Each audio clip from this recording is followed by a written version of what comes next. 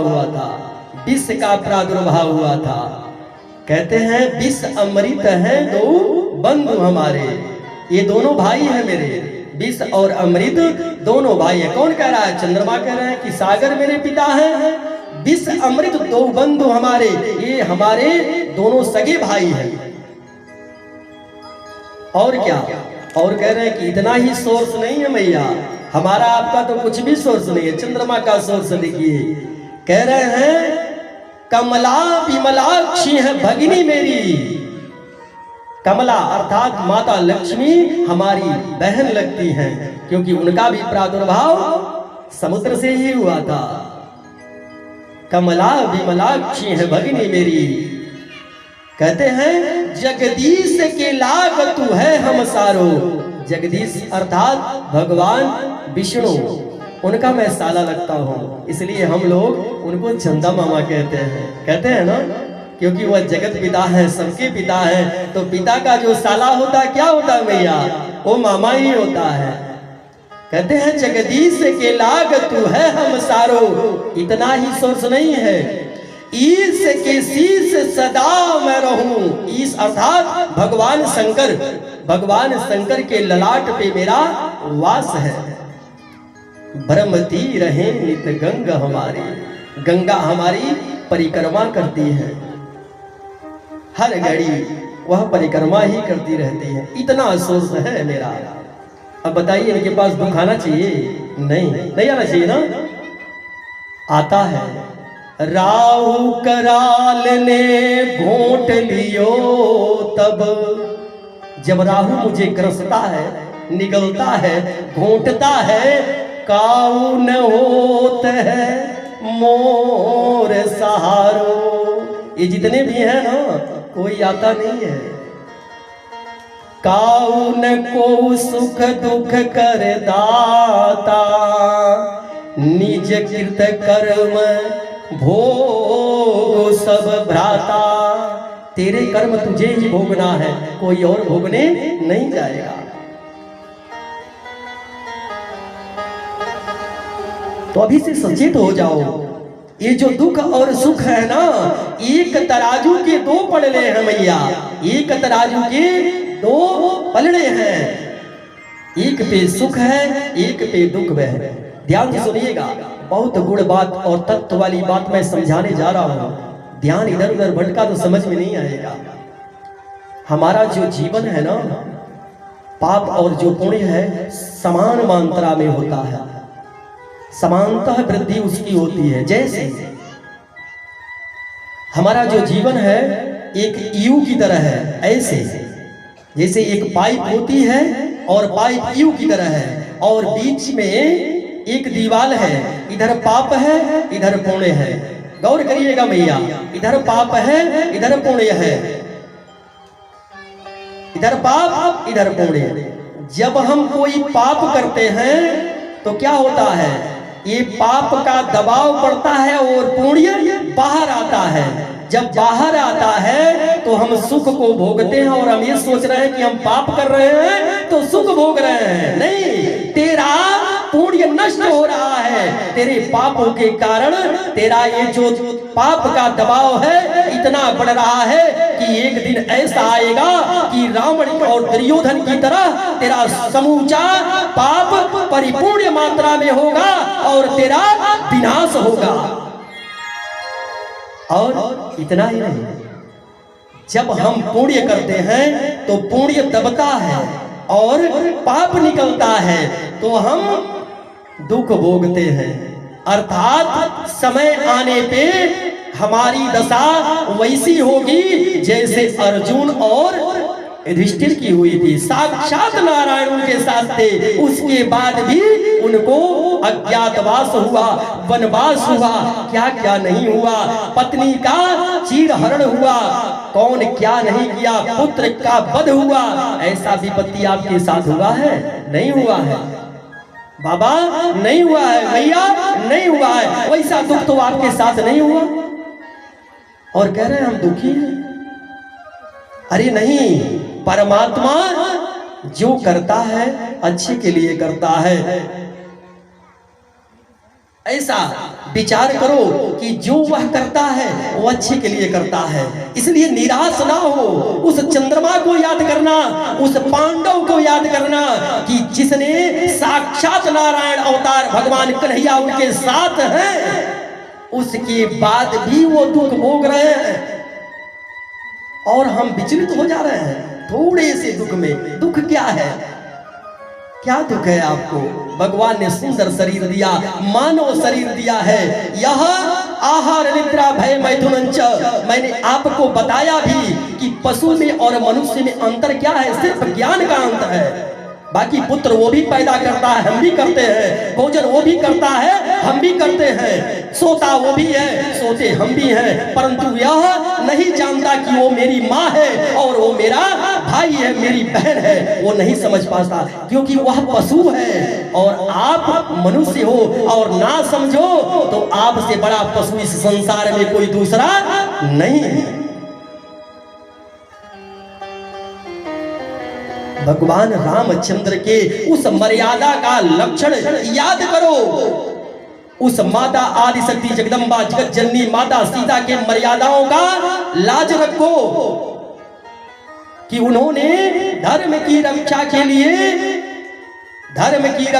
लिए क्या किया? अपने मर्यादा का उल्लंघन कर दिया। कैसे? बताता हूं। कहते हैं लक्ष्मण ने जब रेखा खींची तो क्या थी? मर्यादा थी।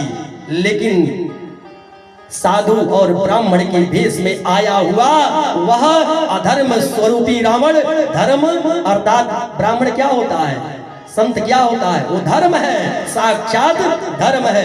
विप्रधेनु सुर संत हित लीन मनुज अवतार। भगवान यदि प्रादुर्भाव करते हैं तो इसी कारण करते हैं, विप्रधेनु सुर संत हित, इनके हित के लिए, क्योंकि साक्षात धर्म का स्वरूप बना करके रावण आया।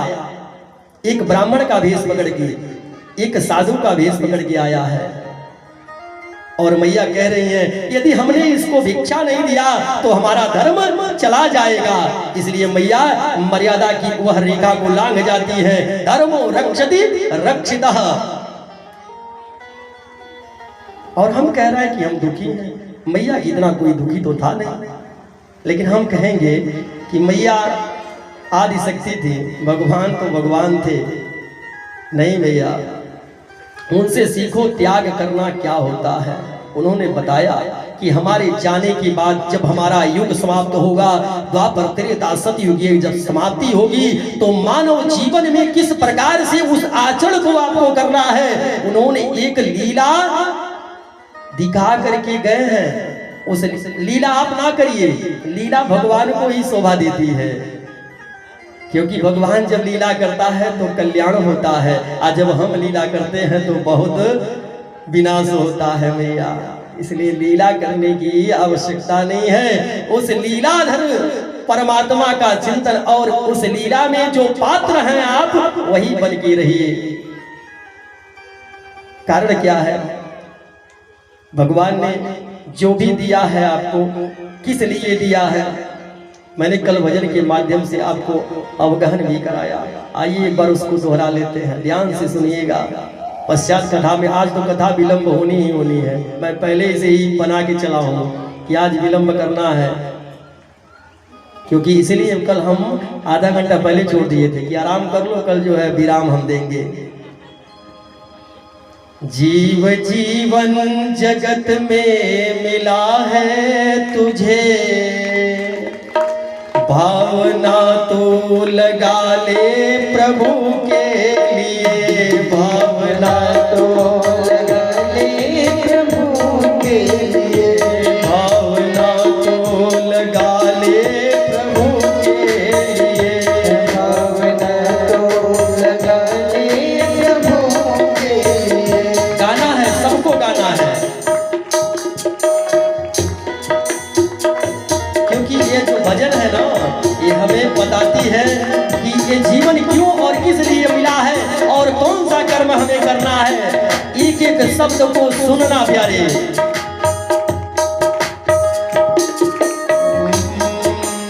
जीव जीवन जगत में मिला है तुझे, वो जीवन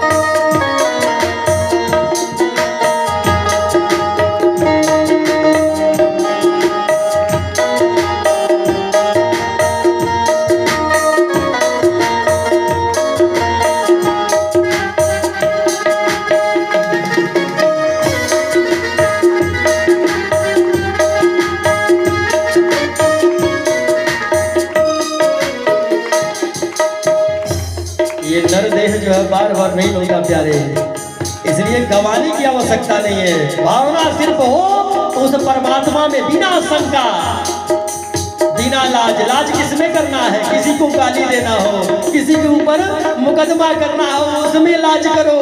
लाज भगवान के संकीर्तन में नहीं। बड़े भाव से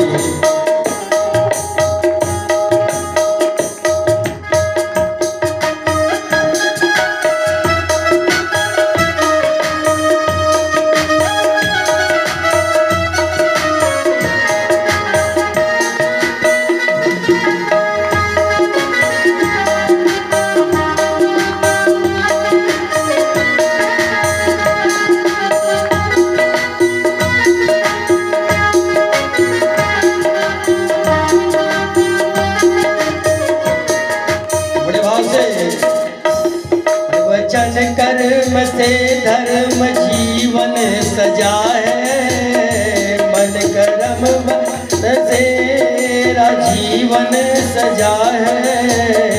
जैसे सजती है दुल्हन सजन के लिए, जैसे सजती है दुल्हन सजन के लिए, जैसे सजती है दुल्हन सजन के लिए, जैसे सजती है दुल्हन सजन के लिए। भावना तो लगा ले प्रभु के लिए, भावना तो लगा ले प्रभु के लिए।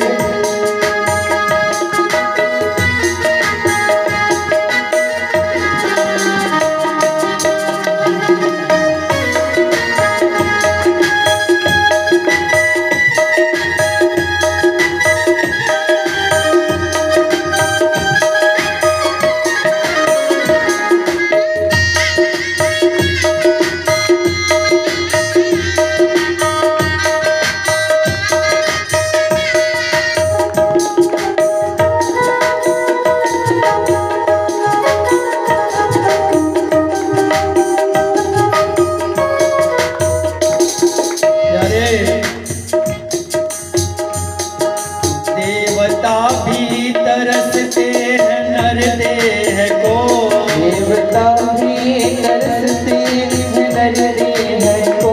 हे भैया ध्यान से सुनिए बाबा। देवता भी तरसते हैं नर देह को, देवता भी तरसते हैं नर देह को।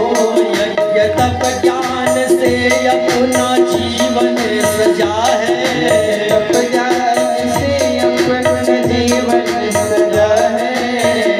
मत गवा भोग के रोग में ये सुधार, गवा भोग में रोग में सुधार। मत गवा पाप झूठे जगत के लिए, मत गवा पाप झूठे जगत के लिए। मत कमा पाप झूठे जगत के लिए, मत गवा पाप झूठे जगत के लिए। भावना तो लगा ले प्रभु के लिए, भावना तो लगा ले प्रभु के लिए।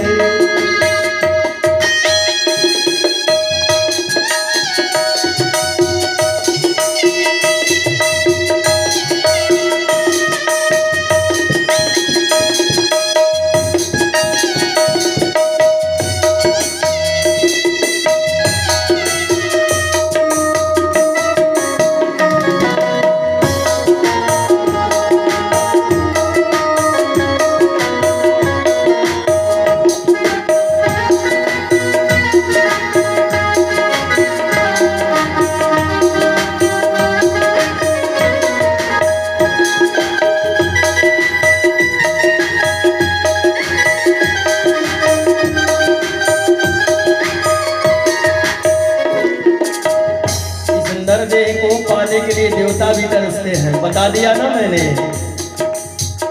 ये तो हमें मिल गया है, ऐसा नहीं कि फ्री में मिल गया है। अरे तेरा प्रारब्ध है प्यारे कि यह देह तुझे प्राप्त हुआ है। काम खोटे न कर प्राणी संसार में,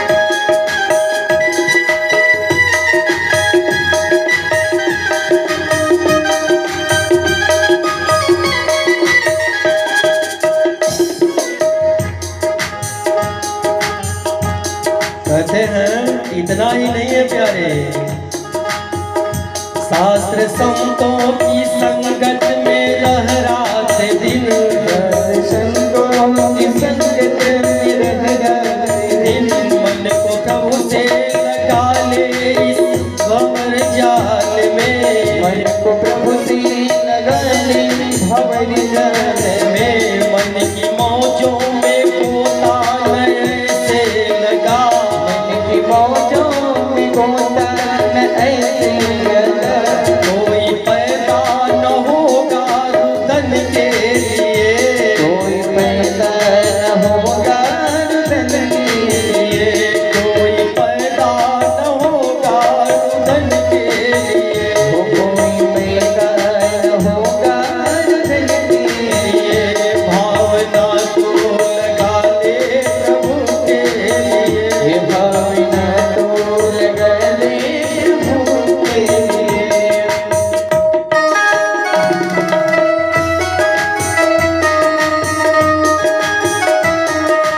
लगा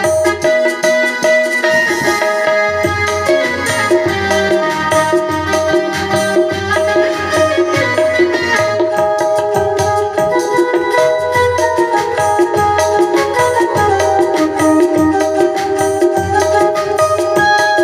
भावना तो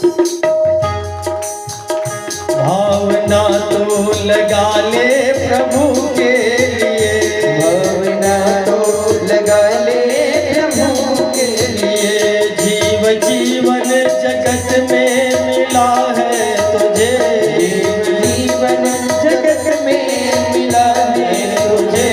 जीव जीवन जगत में मिला है तुझे, जीवन जगत में मिला है तुझे। भावना तो लगा ले प्रभु के लिए, भावना तो लगा ले प्रभु के लिए। भावना तो लगा ले प्रभु के लिए, भावना तो लगा ले प्रभु के लिए। लाल की, राश बिहारी सरकार की, श्रीमद् भागवत महापुराण की। जो आए हैं उनकी, जो नहीं आए हैं उनकी, जो आए उनकी भी जय हो, जो नहीं आए उनकी भी जय हो। बोले श्यावर रामचंद्र की। अच्छा, एक बात और भी है, अभी इतना समझा रहे हैं, उसके बाद भी जो आए हैं उनकी तो जय हो ही रही है, जो नहीं आए उनकी जय बहुत तीव्र में हो रही है, ताकि वो जान जाए कि वो नहीं आए हैं, ताकि वो जान जाए कि वो नहीं आए हैं। क्या बात है।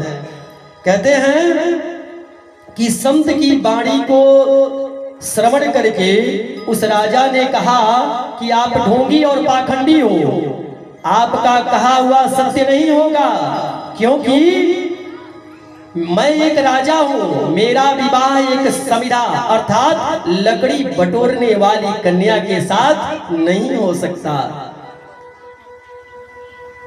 संत महाराज कहते हैं, देखो काल की गति को कोई मिटा नहीं सकता, रोक नहीं सकता। भगवान ने जो तेरे प्रारब्ध में लिखा है वही होना है। राजा मुस्कुरा के निकल पड़ता है, कहता है कि आपके इस कहे हुए प्रारब्ध को भी मैं मिटा दूंगा। उस राजा ने क्या किया, उसने आकर के उस कन्या, निर्दोष कन्या का वध कर दिया, अर्थात उसे इतनी बेरहमी से उसकी हत्या की। कहते हैं कि तलवार निकाला और कई वार उस पे कर दिए। जब उसको यह आभास हो गया कि उस कन्या का प्राणांत हो गया है, छोड़ करके अपने राज्य को चला गया। कहा, संत जी महाराज कह रहे थे मेरा विवाह इसके साथ होगा, मैंने अपने प्रारब्ध को अपने हाथों से ही मिटा दिया।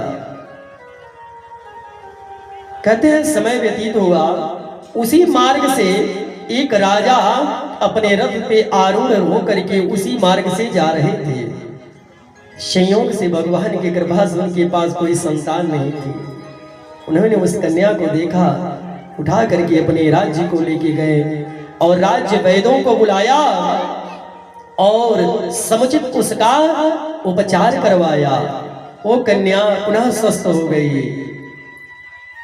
कुछ समय व्यतीत हुआ, काल की गति रुकती नहीं है प्यारे। काल आपके लिए बैठा, समय आपके लिए बैठा नहीं रहेगा। समय व्यतीत हुआ, वही राजा उसी राजा के पास जाकर के कहता है कि मेरी कन्या है, मैं आपसे उसका विवाह करना चाहता हूं, मैं आपका वर्ण करना चाहता हूं।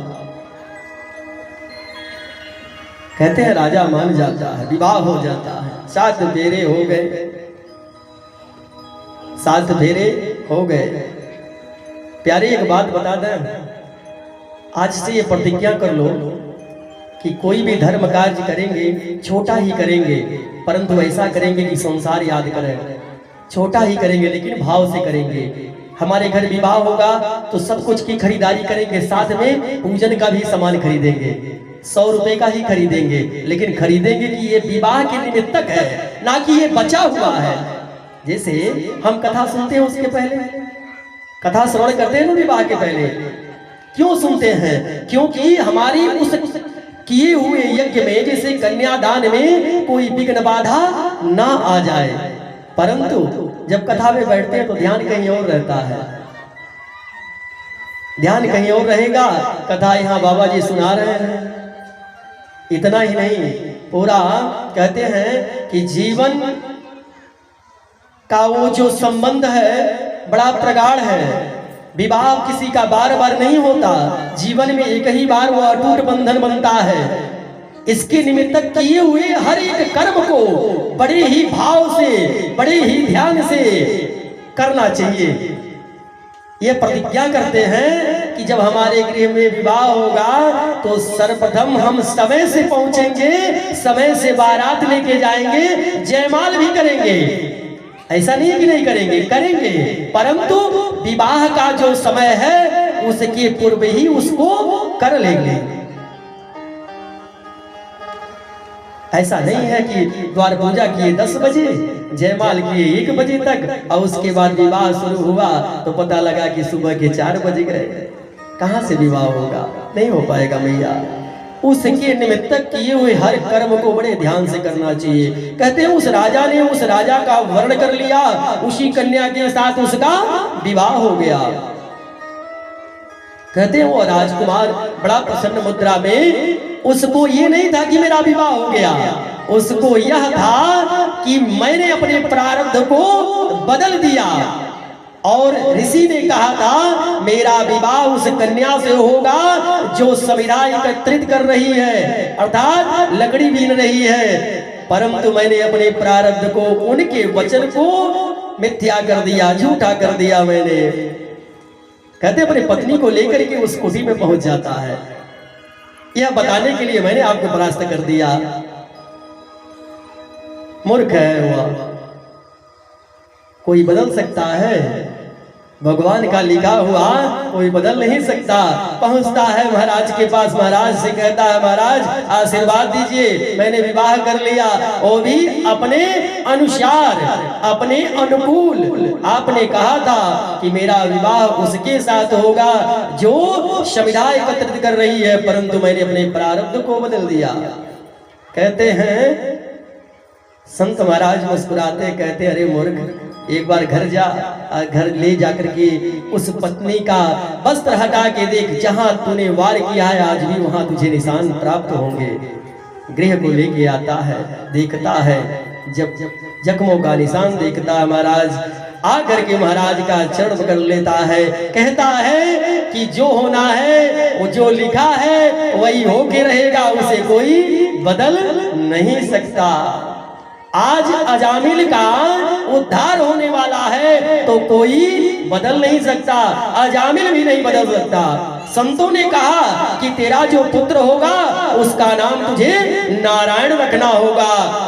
भार्या मान जाती है, समय व्यतीत होता है, उस पुत्र का नाम नारायण रखती है। कहते हैं समय व्यतीत होता है मैया, और एक समय ऐसा आता है कि वासुदेव जरा कष्टम कष्टम निर्धन जीवनम जरा से पीड़ित हो जाता है, उसे बुढ़ापा आ जाता है। किसको? अजामिल को। और समय नजदीक आ जाता है। भगवान संकेत देते हैं, कहते हैं यमराज के दूत आकर के उसे पकड़ के लेके जाना जब प्रारंभ करते हैं तो बड़ी वेदना में, जब प्राणांत होता है ना भैया, तो बड़ी वेदना में होता है। कहते हैं यमराज के दूत अपने पास में बांध करके जब अजामिल के प्राण को हरने लगे तो मारी पीड़ा में आकर के नारायण नारायण नारायण नारायण जब करने लगा कि हे नारायण मेरी रक्षा करो, मेरी रक्षा करो हे प्रभु। कहते हैं भगवान जब जब यह शब्द श्रवण करते हैं, नारायण अपने उस आसन से उठ खड़े होते हैं कि किसी भक्त ने मुझे पुकार लिया है, और अपने पार्षद को भेजते हैं कि जा करके यमराज के जो दूत हैं उनसे संवाद करो और कह दो कि वह मेरा भक्त है, उसे वैकुंठ आना है, ना कि उसे नरक लोक में जाना है। कहते हैं भगवान विष्णु के पार्षद पहुंचते हैं और यमराज के दूत में और भगवान के पार्षद में संवाद होता है। कहते हैं कि इसे मुझे लेके जाना है, तो पार्षद कहते हैं नहीं, इसने हमारे प्रभु का नाम पुकारा है, इसलिए हम इसे लेकर के जाएंगे। कहते हैं उस समय संवाद चल रहा है और अजामिल ने बुलाया किसको? अपने पुत्र को, क्योंकि उसका नाम था नारायण। उसने पुकारा कि नारायण मुझे बचा लो, मुझे बचा लो, यमराज के दूत मेरे प्राण को हर रहे हैं। परंतु भगवान ने सोचा ये तो मुझे पुकार रहा है। धैर्य रखो, याद रखो कि यदि आपने चूक से भी, भूल से भी यदि परमात्मा का नाम जप लिया तो वह परमात्मा आपको छोड़ेगा नहीं, ऐसे दुख में नहीं छोड़ सकता, क्योंकि वह, और ऐसा नहीं है महाराज कि जब आपको 24 घंटे आप जप करें, 24 घंटे पूजा करें, उसी में संलग्न रहें, अपने गृह को कार्य को छोड़ दें, ऐसा कुछ नहीं है। हमने कहा 24 मिनट भी आपके लिए बहुत है। 24 क्षण बड़ा सुंदर दृष्टांत है, मैं आपको बता रहा हूं। एक बार नारद जी को ये अभिमान हो गया कि भगवान का सबसे बड़ा भक्त मैं ही हूं। नारद जी को अभिमान हुआ कि भगवान का सबसे बड़ा भक्त मैं हूं। कहते हैं कि भगवान के वैकुंठ लोक जाते हैं। कहते हैं परमात्मा, हे प्रभु आप बताओ कि आपका सबसे बड़ा भक्त कौन है, क्योंकि इनको मत था कि मैं तो नारायण नारायण हर घड़ी हर क्षण जपता हूं, इसलिए भगवान यही कहेंगे तू ही मेरा सबसे प्रिय भक्त है, सबसे बड़ा तू ही भक्त है। नारायण कहते हैं भगवान विष्णु कि मेरा सबसे बड़ा भक्त वह किसान है जो इस समय भूमि पे अपने गृह कार्य को कर रहा है, जब उसे समय मिलता है तो मेरा नाम जपता है। निराश हो गए कौन? नारद जी निराश हो गए, कहे कि हम चतुर्थ पहर में भी भगवान का एक क्षण भी विस्मृत नहीं करते हैं, नारायण नारायण ही जपते हैं, और ये है तो कह रहे हैं वो किसान मेरा सबसे बड़ा भक्त है। वाह रे प्रभु, आपकी लीला अपरंपार, आप ही जानो। कहते हैं प्रभु ये कैसे हो सकता है, मैं तो हर घड़ी हर पल हर क्षण आप ही को बजता हूँ, फिर हमारे साथ इतना अन्याय आप क्यों कर रहे हैं? भगवान कह रहे हैं कि इसका प्रत्युत्तर मैं आपको दूंगा, परंतु ये घृत कुंभ ले लो।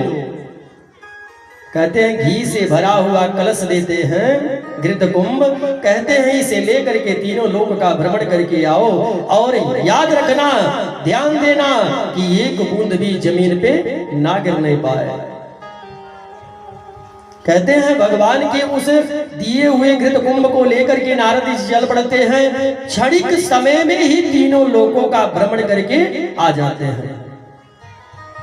जब आते हैं प्रभु के पास, कहते अब बताइए कि आपका सबसे बड़ा भक्त कौन है? कहते हैं मैं अभी भी वही कह रहा हूं कि वह किसान ही मेरा भक्त है, सबसे बड़ा भक्त वही है। कहते हैं कैसे? कहे कि आप घृत कुंभ लेकर के गए थे, तीनों लोक का भ्रमण करके आए, कितनी बार आपने मेरा नाम लिया?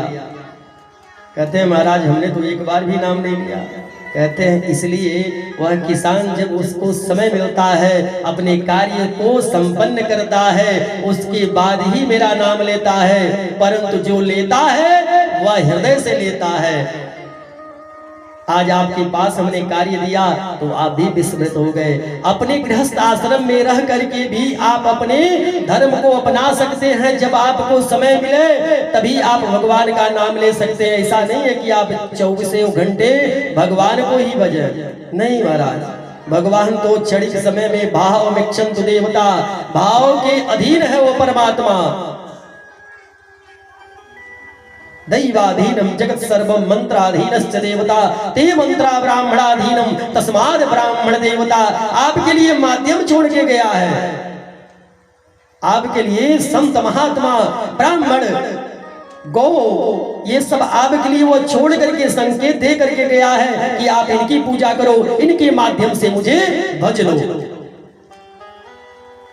कहते हैं सौनक आदि 88,000 ऋषियों को सूत जी तृप्त करते हैं और यहाँ नारद जी भक्ति मैया को श्रवण कराते हैं। कहते हैं भागवत महापुराण से भक्ति मैया के दोनों पुत्र जागृत हो जाते हैं। कौन? ज्ञान और वैराग्य। कारण क्या है? क्योंकि भक्ति ज्ञान वैराग्य ते नियते। भक्ति ज्ञान वैराग्य इसी में है। इस श्रीमद् भागवत में भक्ति भी है, ज्ञान भी है और वैराग्य भी है। आज राजा परीक्षित पे ही कथा अटकी हुई है मैया। क्यों? राजा परीक्षित के बाद कोई ऐसा श्रोता, ऐसा वक्ता नहीं हुआ कि जो इस कथा में अवगहन कर सके और इस कथा में समाहित हो सके। आज भी वही अटकी की पड़ी है। कारण क्या है? वैसा प्रवक्ता सुगतदेव जी जैसा और वैसा श्रोता राजा परीक्षित जैसा दोबारा कोई ना मिला। कहते हैं सुगतदेव जी महाराज राजा परीक्षित से कहते हैं कि अजामिल भूल से ही परमात्मा का नाम लिया और परमात्मा ने उसे उपहार स्वरूप वैकुंठ दिया। भूल से मात्र नाम लिया, उपहार स्वरूप वैकुंठ दिया। कारण क्या है? क्योंकि यदि हम भूल से भी भगवान को भजते हैं तो भगवान हमें अवश्य वैकुंठ देगा। नमामि नारायण पाद पंकजम करोमि नारायण पूजनम सदा वदामि नारायणं नाम निर्मलम् स्मरामि नारायण तत्त्वमव्ययम्। कहते हैं यदि भूल से भी भगवान का नाम लिया और मन में भूल से भी भगवान आ गए। कहते भगवान का जो दर्शन होता है 3 तरीके से होता है। एक स्वप्न में भगवान का दर्शन होता है, वह सबसे अधो गति है। कहते हैं स्वप्न में यदि भगवान का दर्शन हो जाए तो वह तृतीय श्रेणी में आता है। द्वितीय श्रेणी में आता है जब हम किसी मंदिर में जाते हैं और भगवान का दर्शन पाते हैं तो वह द्वितीय श्रेणी में आता है। और तृतीय श्रेणी में क्या आता है? साक्षात नारायण का साक्षात्कार हो। ये तो तेरे अधीन है प्यारे। ये तो कहता है कि उठ, मैं तेरे लिए हजारों कदम चलूंगा, परंतु तू उठेगा तभी। और उठेगा कैसे? सुदामा की तरह, अजामिल की तरह। एक पात्र बन जाओ, मात्र एक पात्र। श्रीमद् भागवत महापुराण में कथा भगवान की नहीं है, भक्तों की है। भगवान की कथा नहीं है, भक्तों की कथा है। इस भागवत महापुराण में सिर्फ भक्तों की कथा है, इसलिए यह महान बताई गई है। गीता में भगवान का व्याख्या है कि भगवान ने ऐसा किया, भगवान ने वैसा किया, परंतु भागवत महापुराण में यह है कि भक्तों ने ऐसा किया तो यह हुआ, भक्तों ने ऐसा किया तो वह हुआ। तोदीयं वस्तु गोविंदम तोभ्यमेव समर्पयेत्। हे प्रभु तेरा तुझको अर्पण का लागे मेरा। ऐसे नहीं मांगते धन और दौलत, ना चांदी ना सोना। गाते तो सभी लोग हैं, परंतु पता लगा कि जैसे आरती हुई उसके बाद देख रहे हैं कि कहीं ज्यादा नहीं पड़ गया। मुझे सियावर रामचंद्र की निरीक्षण करना प्रारंभ कर दिए, कहीं ज्यादा तो नहीं चला गया। नहीं, कहते हैं जदतन जद परादानम जद पूर्तम याक्ष दक्षिणाः तदग्निर्वैश्य कर्मणो सौदे बेघुनो ददत। कहते हैं जो दक्षिणा है वह यज्ञ की पत्नी है। यज्ञ के 5 कर्म मुख्य हैं, ध्यान से सुनिएगा। यज्ञ के 5 मुख्य कर्म हैं। क्या? जब हवन तर्पण मार्जन एक ही हुआ, 3 हो गए। ब्राह्मण भोजन और ब्राह्मण दक्षिणा, ये 5 कर्म में से एक कर्म भी छूटना नहीं चाहिए। परंतु एक बात बताते हैं, कश्यप ब्राह्मण को श्राप था राजा जन्मेजय का कि ब्राह्मण कभी संतुष्ट नहीं होगा, इसलिए ब्राह्मण भोजन अवश्य कराना चाहिए। कारण क्या है? यदि आप किसी ब्राह्मण या किसी भी व्यक्ति विशेष को, कलिकाल में तो सभी लोग वैसे ही है, किसी को ब्राह्मण से आप कर्म कराइए और दक्षिणा दे दीजिए, भोजन मना करिए, दक्षिणा दे दीजिए, 100 रुपए देंगी तो सोचेगा कुछ और मिल जाता, 10 रुपए और मिल गए होते। अगर 10,000 भी दे देंगे तो भी सोचेगा कि 100 रुपए और मिल गए होते तो पेट्रोल का हो गया होता। बोले श्यावर रामचंद्र की जय। परंतु यदि आपने ब्राह्मण को भोजन करा दिया तो वह 4 टिक्कर खाने वाला, टिक्कर समझ रहे हैं ना, करपट्टी का समझ रहे हैं, रोटी, 4 रोटी पाने वाला ब्राह्मण कभी 5 रोटी नहीं पाएगा। बड़े दबाव में 5 पा लिया, परंतु 6ठी नहीं पाएगा। पाएगा? नहीं पाएगा। इसलिए हाथ उठा देगा कि अब नहीं चाहिए, मैं तृप्त हो गया, वहीं आपकी यज्ञ पूर्ण हो जाती है। तो प्यारे ये भूलना नहीं कि 5 कर्म यज्ञ के कभी छोड़ने नहीं चाहिए। दूसरी बात यह है, कहते हैं नरकों का वर्णन करते हैं, कहते हैं कि नरक कई प्रकार के होते हैं। हमने आपको प्रथम दिवस में अवगत कराया, अस्वस्थ भेदी पटपात्र भोगी प्रतकांचनी न गुरुद्वार सेवा। क्या नहीं करना चाहिए अपने जीवन में? अस्वस्थ भेदी, गौर सुनिएगा, बड़ी गुण बात बता रहे हैं आपको। अस्वस्थ भेदी, पीपल वृक्ष को कभी काटना नहीं चाहिए। अस्वस्थ भेदी पटपात्र भोगी, बरगद के पत्तल में भोजन नहीं करना चाहिए। व्रतकांचने न, झूठे भोजन में दूसरी बार घी डाल करके खाने वाला व्यक्ति ऐसा कर्म नहीं करना चाहिए। अस्वस्थ वेदी बटपात्र भोगी व्रतकांचने न गुरुद्वार सेवा, गुरु ब्राह्मण संत के वहां जाकर के भोजन करके और पात्र को वहां छोड़ना नहीं चाहिए, क्योंकि ऐसा करने वाला मनुष्य प्रलय काल तक रौरव नामक नरक में वास करता है। कहते हैं मृत व्यक्ति के निमित्तक 3 कोड़सी होती है। प्रथम कोड़सी, ध्यान सुनिएगा क्योंकि ये कर्म सबके लिए है। जैसे हम और आप करते क्या हैं, ऐसे ब्राह्मण को नियुक्त करेंगे, ऐसे पुरोहित को नियुक्त करेंगे, जो हम कहें वही वो मान जाए। हमने अभी अभी बताया आपको कि आपके मन की बात कहने वाला व्यक्ति यदि मिल जाए आपको कि आप तो बड़े अच्छे हैं तो आपके लिए अच्छा है, परंतु यदि आपको सत्य कहने वाला व्यक्ति मिल जाए तो आपके लिए शत्रु के समान है। तो आप ब्राह्मण, और मैंने पहले ही बताया कि दान उसको सुपात्र को दो, कर्म कराने वाले ब्राह्मण को बुलाओ। कहते हैं कि क्या करते हैं लोग, पुरोहित ऐसा पकड़ेंगे कि जो 100 यात्रा के निमित्तक 6 पिंडदान होते हैं। जैसे 3 प्रकार की कोलसी होती है, एक मलिन खोड़सी, एक मध्यम खोड़सी और एक उत्तम खोड़सी, 3 प्रकार की खोड़सी होती है।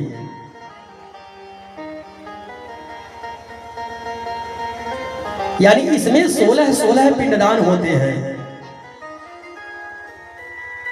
अब इस 16 पिंडदान में जो मरणासन से लेकर के और 10 गात्र के मध्य में जो खोड़सी होती है, 16 पिंडदान होते हैं, उसे मलिन खोड़सी कहते हैं।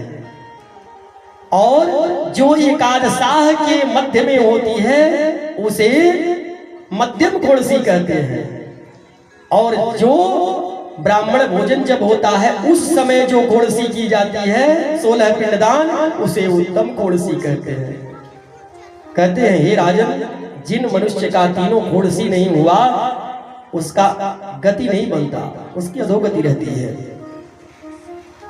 जैसे 100 यात्रा के समय अच्छे विद्वान को बुला करके 6 पिंडदान कराना चाहिए। अब क्या किए, 6 पिंडदान कराने के लिए पुरोहित को बना लिए। अब वहां आपका कर्म बिगड़ गया, जो शुरुआती कर्म है वो पहले ही बिगाड़ लिए आप। उसके बाद कह रहे हैं अच्छे विद्वान को बुलाएंगे। 4 लोग जब ताने दिए, अरे कैसे ब्राह्मण को आपने पकड़ लिया प्यारे, अच्छे ब्राह्मण अच्छे व्यक्ति थे, इनके लिए तुम अच्छे व्यक्ति को पकड़ना चाहिए। तब आपने क्या किया, अच्छे व्यक्ति को ढूंढ लिया। परंतु आपका जो प्रारंभिक कर्म है वो तो पहले ही आपने बिगाड़ लिया।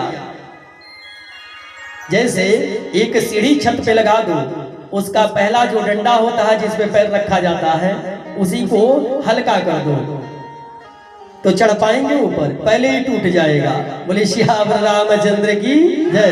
तो पहला और प्रारंभिक जो कर्म है उसे कभी छोड़ना नहीं चाहिए, उसे मजबूती में कहते हैं ना अंग्रेजी में, first impression is a last impression. जो फर्स्ट आपकी व्यवस्था है, जो प्रथम प्रारंभिक व्यवस्था अगर अच्छी है तो अंत आपका अच्छा होगा। जिसका प्रारंभ अच्छा होता है उसका अंत भी अच्छा होता है। अच्छा बनाने के लिए ही, अच्छा बनाने के लिए राजा परीक्षित ने वन वन भटक करके ऐसे प्रवक्ता का चुनाव किया कि जिससे मेरी गति हो जाए। और कहते हैं बहुत समय के बाद, प्रतीक्षा करने के बाद सुखदेव जी महाराज उन्हें प्राप्त हुए। सुखदेव जी महाराज बहुत प्रतीक्षा कराने के बाद उन्हें प्राप्त हुए प्यारे। और जिसका हमने बताया ना, जिसका प्रारंभिक, इसलिए कहा गया है कि प्रारंभिक अपना अच्छा बनाओ। और एक बात और बता दें, एक बात और बता दें, अगर सुबह जो आलसा आए तो क्या जग सुंदर हो पाए। आलस का त्याग करो। यदि पुत्र को 5 बजे सुबह में उठाना है तो प्यारे 3 बजे अपने उठ जाओ। आइए 2 बार नाम संकीर्तन कर, बड़ी सुंदर भजन है। आइए 2 बार नाम संकीर्तन करते हैं, पश्चात कथा में प्रवेश करेंगे। जय राघव जय कुंज बिहारी, जय राघव जय कुंज बिहारी,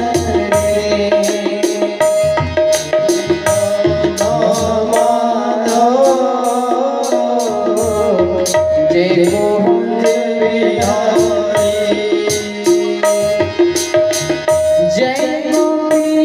जय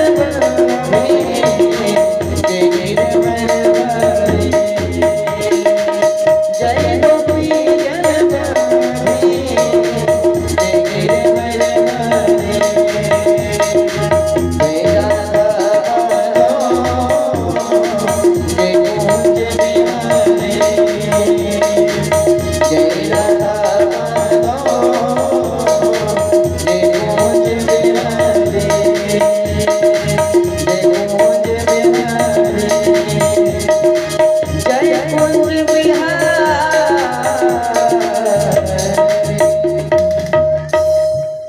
राघवेंद्र सरकार की। नमः शांताय घोराय मूढ़ाय गूढ़धर्मिणे निर्विशेषाय सम्याय नमो ज्ञान घनाय च।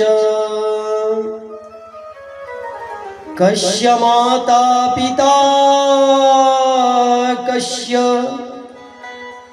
कस्य भार्या सहोदरा कालेन संबंधका कस्य परिवेदनम्।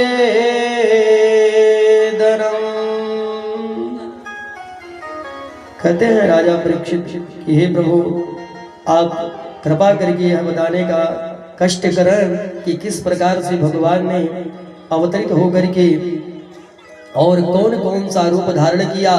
आपने अभी तक 12 अवतार नरसिंह अवतार की कथा, सनत कुमार की कथा तक आपने अवगत कराया, अवगहन कराया, परंतु हमें इच्छा है कि भगवान ने किस प्रकार से समुद्र मंथन किया और 14 रत्न प्राप्त हुए। और उस समय भगवान ने कौन सा अवतार लिया। कहते हैं सुखदेव जी महाराज, उस समय भगवान ने कच्छप रूप धारण किया और जिसपे मंदराचल पर्वत को धारण करके भगवान ने समुद्र मंथन किया, जिसमें 14 रत्न विष और अमृत सहित प्राप्त हुए। कहते हैं राजा परीक्षित, हे प्रभु, मुझे विस्तार से यह कथा श्रवण कराएं। नमो भगवते तस्मै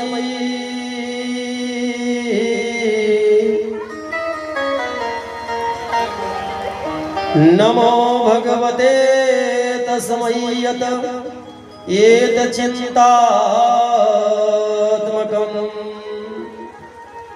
पुरुषाय बीजाय परेशाय विधीमहे। कहते हैं एक बार देवराजेंद्र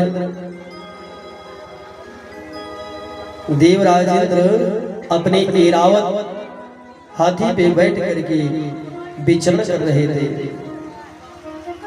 उसी समय दुर्वासा ऋषि मार्ग में मिल गए और उन्होंने अपने गले की माला उतार करके प्यारे देवराजेंद्र को उन्होंने अर्पण कर दिया। कहते हैं यदि कोई आपको भाव से कोई वस्तु, जानते हैं भगवान के साथ साथ माया भी आई थी और साथ में पूतना भी आई थी ना। अब हमें कोई नहीं दिख रहा है। बोले श्याम रामचंद्र की।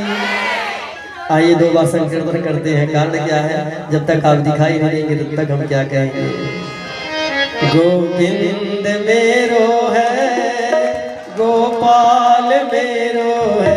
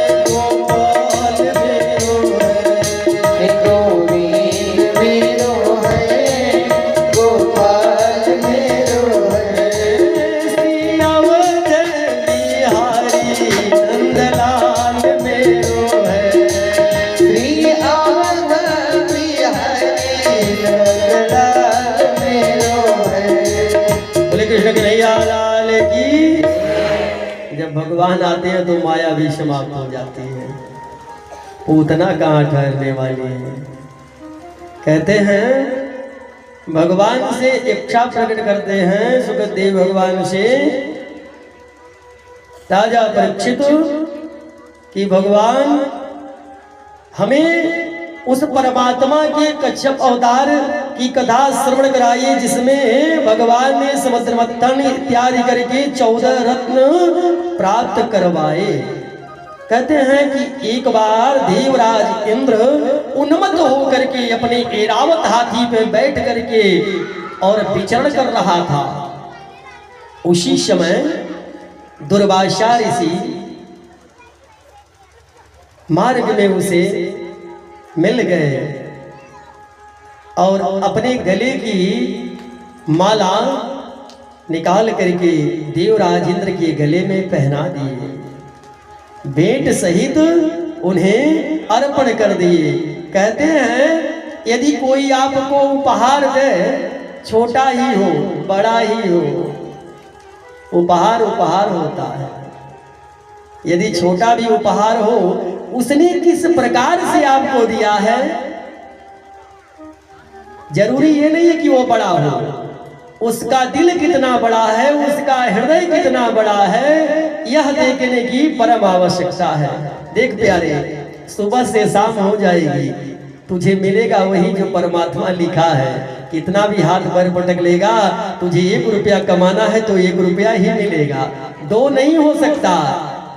वह 2 रुपए नहीं होगा, जब होगा तो 1 ही होगा, क्योंकि उसने पहले लिख दिया है तुझे 1 रुपए मिलने वाला है। कहते हैं उपहार स्वरूप गले की माला उन्हें अर्पण दुर्वासा ऋषि ने कर दिया, परंतु देवराज इंद्र उन्मत्त था, मद में था, अभिमान में था कि मैं स्वर्ग का राजा हूं और एक ऋषि तपस्या करने वाला वनवासी मुझे यह माला भेंट कर रहा है। कहते हैं गले से निकाल करके ऐरावत हाथी के सूंड पे रख देता है, और ऐरावत क्या किया उस गले की माला का, उसने अपने पैरों के नीचे डाल करके कुचल दिया। कहते हैं इस दृश्य को देख करके दुर्वासा ऋषि ने तप बल विप्र सदा बरियारा, कहते हैं तपोबल तपोनिष्ठ थे, उन्होंने जल लिया, कहा हे इंद्र तूने हमारे उपहार का अनादर किया है, इसलिए मैं तुझे श्राप देता हूं कि तू श्रीहीन हो जा। अर्थात मैया दूसरे का फूल का पुष्प का चोरी नहीं करना चाहिए। जैसे ही नवरात्रि आया तो पता लगा कि किसका फुलवा हम साफ करते हैं, किसका हम करते हैं। बोले सियावर रामचंद्र की। अरे आदि शक्ति जगदम्बा है, माँ है। जानते हैं एक बार हम विंध्याचल जैसे एक बार हम 1 महीने में 1 से 2 बार मैं जाता हूँ।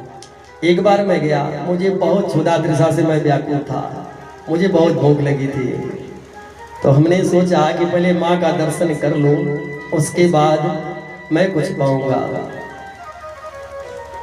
उसके बाद संयोग देखिए, जैसे ही मैं मंदिर के अंदर प्रविष्ट हुआ उसी समय दरवाजा बंद हो गया, अर्थात 12 बज गए। तो वहाँ एक महात्मा जी थे, तो उन्होंने कहा कि चलिए अब 1 घंटे के लिए तो फुर्सत हो गई। तो हम कहे महाराज इस समय क्षुधा तृषा माने मुझे भूख लगी है। तो उन्होंने कहा कि मूर्ख हो तुम, अरे वो माँ है, वह माँ है, वह सब जानती है कि मेरा पुत्र भूखा है, पहले जाओ कुछ पा के आओ, उसके बाद तब दर्शन करना। मैंने उन महाराज की बात मान ली, मैं बाहर गया और फलहार इत्यादि लेकर के मैं पुनः गया, प्रविष्ट हुआ। दरवाजा मेरे लिए बंद इसलिए हुआ क्योंकि भूखे भजन न होई गोपाला, भूखे भजन उनको पता था कि यह क्षुधा तृषा से व्याकुल है, मेरा पुत्र क्षुधा तृषा से व्याकुल है, इसलिए माँ ने अपने दरवाजे को बंद कर लिया। तो वह माँ जानती है तू अगर पुष्प लेके नहीं जाएगा तो कोई जरूरी नहीं, वो आपका अनादर नहीं करेंगे। अनादर तो हम लोग करते हैं, हम लोग देखते हैं कि कौन क्या लाया है। देवराजेंद्र ने देखा कि एक ऋषि वनवासी मुझे माला दे रहा है और मैं स्वर्ग का राजा हूँ। उन्होंने तिरस्कार कर दिया और यहाँ दुर्वासा ऋषि ने श्रापित कर दिया कि जाओ, जिस धन और स्वर्ग के मद में हो, आज से मैं तुम्हें श्राप देता हूं कि तुम श्रेयहीन हो जाओ। कहते हैं उसी समय दुर्वासा ऋषि को का श्राप लग जाता है और असुर आक्रमण कर देते हैं, असुर आक्रमण कर देते हैं।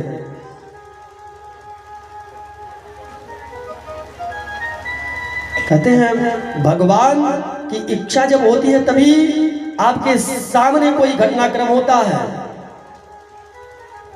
कहते हैं भगवान के शरणागति में जाते हैं, कहते हैं प्रभु, कहते हैं आपने अपराध किया है इसलिए आपको उसका दंड मिलना चाहिए। आप अपराधी हो, आपने अपराध किया है। देवता यदि अपराध कर दे वो भी क्षमा योग्य नहीं है। भगवान ने किसी को नहीं छोड़ा है, सबकी परीक्षा भगवान ने लिया है। जो उनका सबसे ज्यादा प्रिय था उसको सबसे ज्यादा उन्होंने कष्ट दिया। देख सुदामा की दीन दशा, करुणा करके करुणा निधि रोए। सबसे प्रिय सुदामा जी थे परंतु उन्होंने कष्ट दिया। सबसे प्रिय प्रहलाद जी थे परंतु उनको कष्ट दिया। उनकी परीक्षा भगवान ने, क्योंकि परीक्षा लेने का अर्थ यह नहीं है कि आपको दुख देना। स्वर्ण जितना अग्नि में तपता है उतना ही चमकता है प्यारे, इसलिए जितना तपोगे उतना ही चमकोगे। कोटि सूर्य समप्रभ, सूर्य के समान तुम्हारी कांति होगी।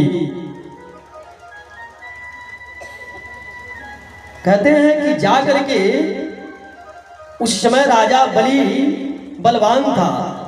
कहते हैं भगवान कि जाकर के राजा बलि से संधि कर लो क्योंकि तुम श्रेयहीन हो चुके हो। पुनः यदि आपको धन की प्राप्ति करनी है, रत्नों की प्राप्ति करनी है तो असुरों से संधि कर लो, क्योंकि बिना असुरों के तुम कोई कार्य नहीं कर सकते। इसलिए जाकर के संधि कर लो, अपने कार्य को बना लो।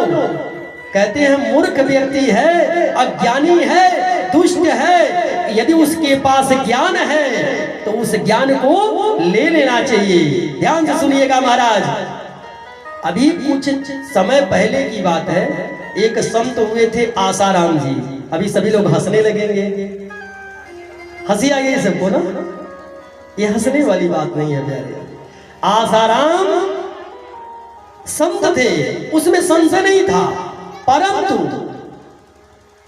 उनके बताए हुए मार्ग पे चल करके लोगों का भला हो गया और उनके कुकर्मों का जो दंड था वह स्वतः भोग रहे हैं। अवश्य में वो भोक्तव्यम करते कर्म शुभाशुभम। यदि मूर्ख है, अज्ञानी है, दुष्ट है, यदि उसके पास कुछ अच्छा है तो उसे प्राप्त करने में कोई संकोच नहीं करना चाहिए। आसाराम अपने कर्मों का भोग अपने भोग रहे हैं कारागार में, सियावर रामचंद्र की जय। परंतु उनके बताए हुए मंत्रों को जप करके उनके जो भक्तगण हैं उनका उद्धार हो गया, कल्याण हो गया। वो आज भी मानते हैं उनको।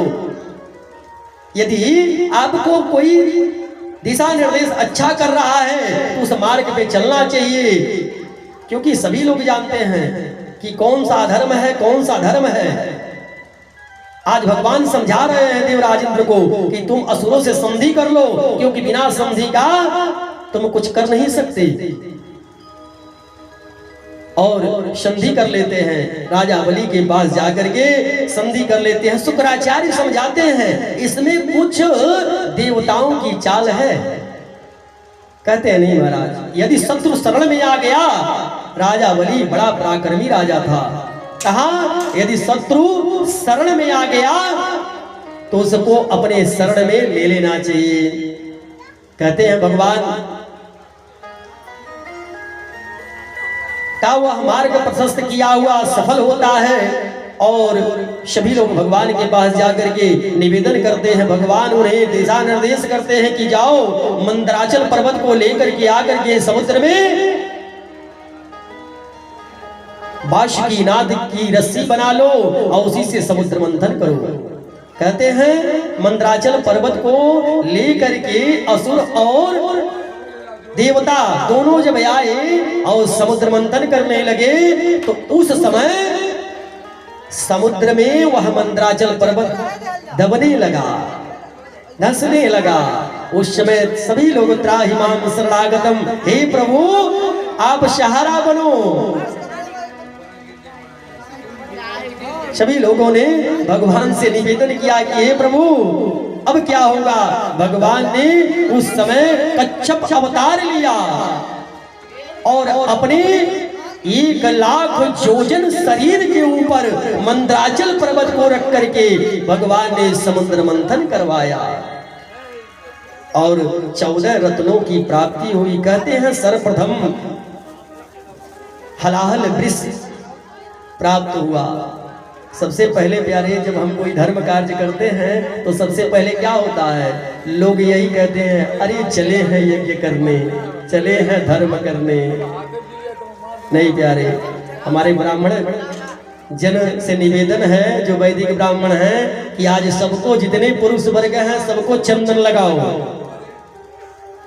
और जितनी महिलाएं हैं माताएं हमारी हैं सभी लोग अपने अपने हाथ से कंठ में चंदन लगाएं, क्योंकि अपने हाथ से चंदन लगाना चाहिए।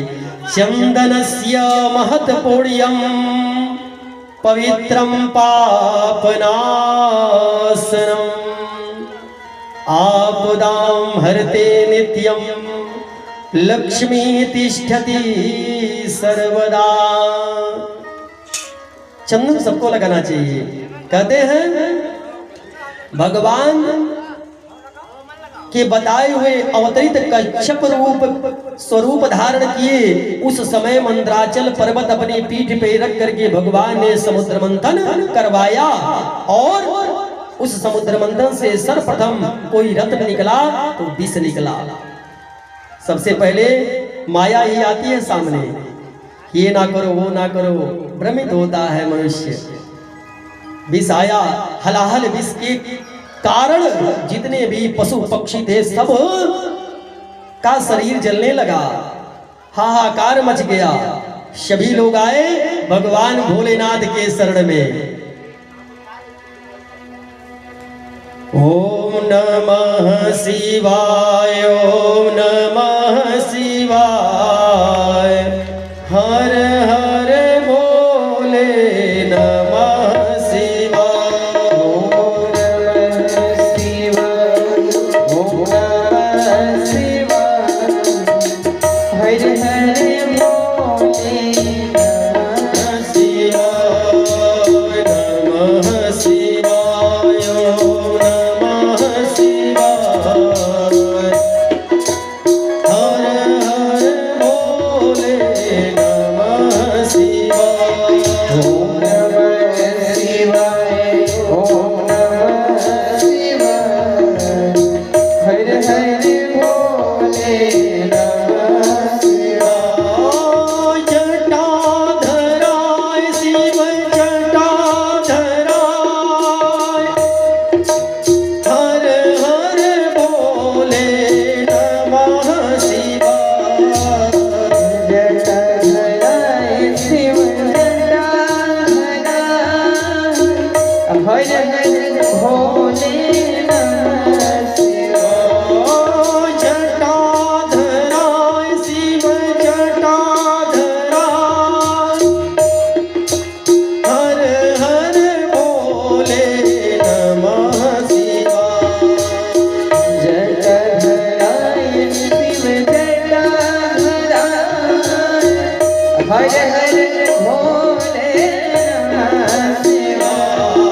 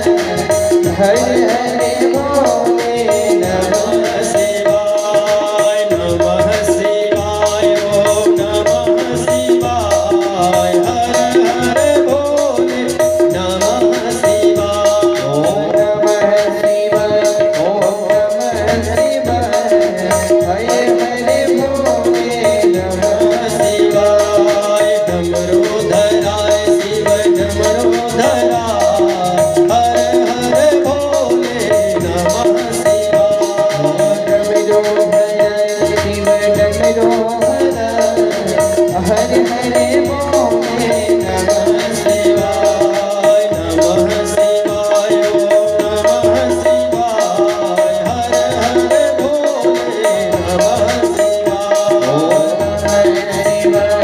ओम नमः शिवाय हरे हरे बोले नमः शिवाय भस्माधराय शिव भस्माधराय हर हर भोले नमः शिवाय भस्माधराय शिव भस्माधराय हरे हरे बोले नमः शिवाय नमः शिवाय नमः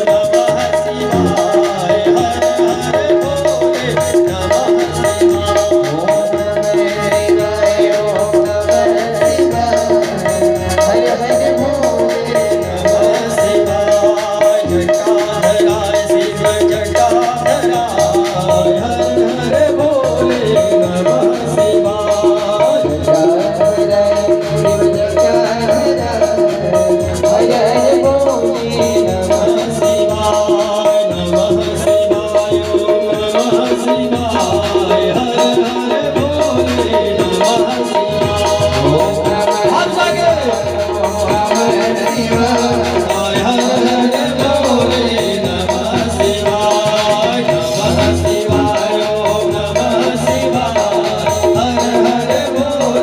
नमः शिवाय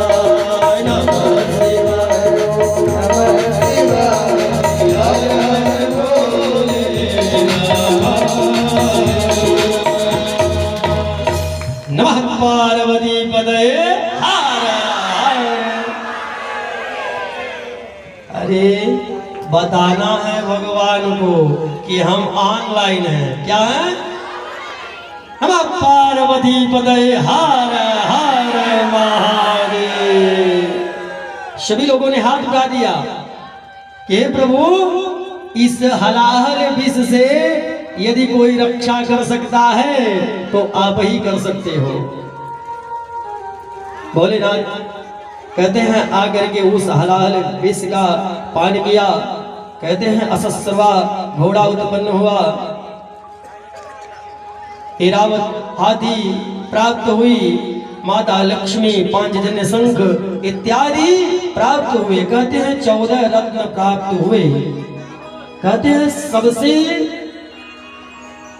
13 रत्न के पश्चात जब अमृत लेकर के धन्वंतरी जी का प्रादुर्भाव हुआ, उस समय सभी लोग आश्चर्यचकित होकर के, क्योंकि सबको तलाश किसकी थी? अमृत की। और सभी लोग कहते हैं कि उस वासुकी भगवान की को छोड़ करके उस अमृत के पीछे सभी लोग लग गए।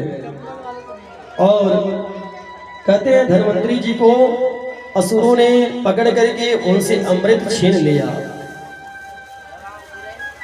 कहते हैं देवता हाथ मलते रह गए और भगवान के शरण में गए। भगवान ने कहा आप चिंता ना करो। भगवान ने उस समय मोहिनी स्वरूप धारण किया।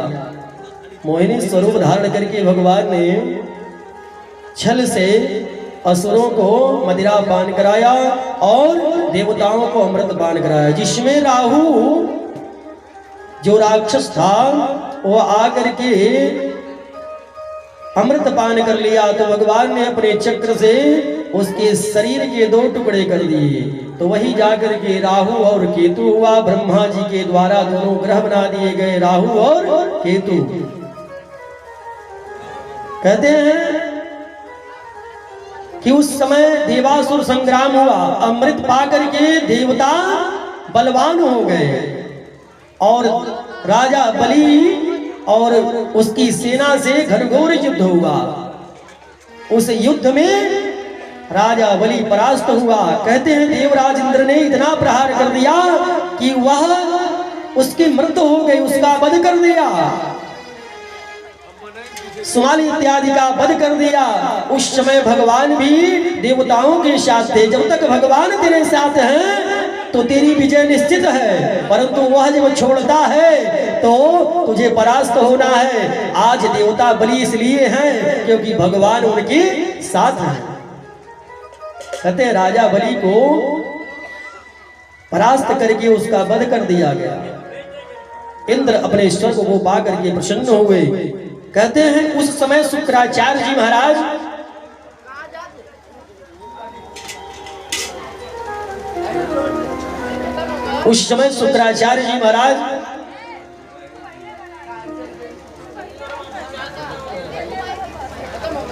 बोले कृष्ण कन्हैया लाल की।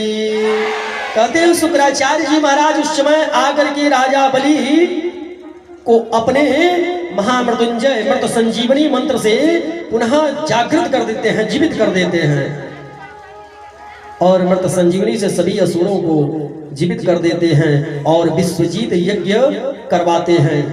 कहते हैं विश्वजीत यज्ञ करवाने के पश्चात उसमें उस यज्ञ कुंड से इंद्र के समान अश्व और इंद्र के समान धनुष गदा इत्यादि प्राप्त हुए, जिससे राजा बलि पुनः बलवान हो गया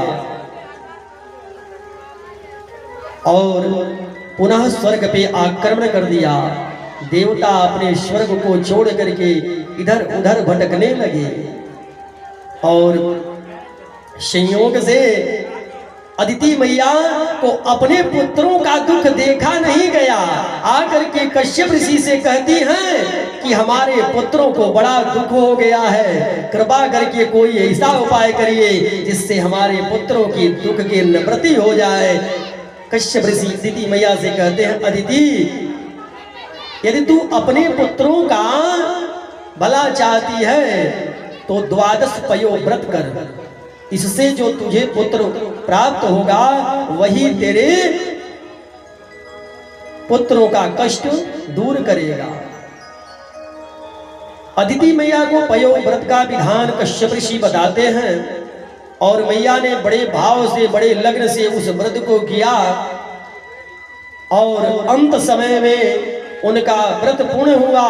कहते हैं जिस समय व्रत पूर्ण हुआ उस समय भगवान शंख चक्र गदा से युक्त होकर के उनकी कुटी में उनका प्रादुर्भाव हुआ। कहते हैं कुटी में जैसे ही उनका प्रादुर्भाव हुआ उस कुटी से एक ऐसी आभा निकली जिसे देख करके देवता इत्यादि आश्चर्य हो गए। सभी लोग कश्यप ऋषि के आश्रम पे पहुंच गए। फूलों की वर्षा होने लगी, पुष्पों की वर्षा होने लगी कि भगवान का आवागमन होगा। कहते हैं भगवान चतुर्भुज स्वरूप में अदिति मैया के सन्मुख हुए। अदिति मैया ने कहा नहीं, आपको हमारे पुत्र के स्वरूप में आपका प्रादुर्भाव हो तो हमें आनंद आएगा। कहते हैं भगवान ने वामन अवतार धारण कर लिया। बोले वामन भगवान की। कहते हैं भगवान ने वामन अवतार लिया। उस समय भगवान 52 अंगुल के थे और भगवान के वामन अवतार के स्वरूप को देख करके उनकी आभा को देख करके देवता भी प्रसन्न हो रहे हैं। ब्रह्मा जी आकर के उनका यज्ञोपवीत संस्कार कर रहे हैं। माता शारदा आकर के ज्ञान का भंडार दे रही हैं और ब्रह्मा जी आकर के कमंडलू दे रहे हैं। कहते हैं देव ऋषि जो देवगुरु बृहस्पति हैं आकर के उन्हें दीक्षा गायत्री मंत्र का मंत्र दे रहे हैं, दीक्षा दे रहे हैं और कहते हैं जाओ। जब यज्ञोपवीत संस्कार होता है तो गुरु कहता है जाओ भिक्षाटन करके आओ। तो भिक्षाटन करने के लिए जब जाते हैं कुछ सामग्री लेकर के आते हैं देवताओं के पास तो बृहस्पति कहते हैं नहीं, इतने धन से मेरी पूर्ति नहीं होगी, तुम जाओ। इस समय राजा बलि यज्ञ कर रहा है, उससे बड़ा कोई दानी नहीं है, आप जाओ वहां से धन लेकर के आओ। और भेज देते हैं। निकल पड़े हैं भगवान। आइए बड़े मीठी मीठी तालियों के साथ सुंदर भजन है। दर्शन कर लो जी, बड़े भाव से पूजा कर लो, दर्शन कर लो जी, पूजन कर लो। हो बावन आए बलि की बार, दर्शन कर लो जी, बावन आए बलि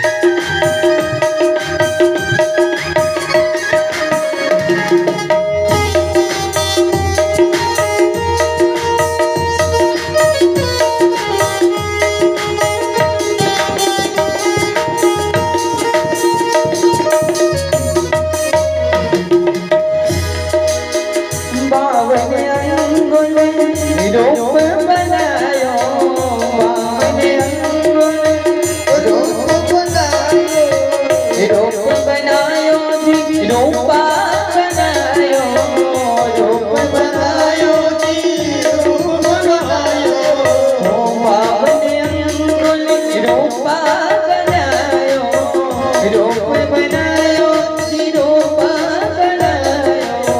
वो देखो मांगे रहे पालनहार, दर्शन करे लो जी पावन आए बलि की द्वार।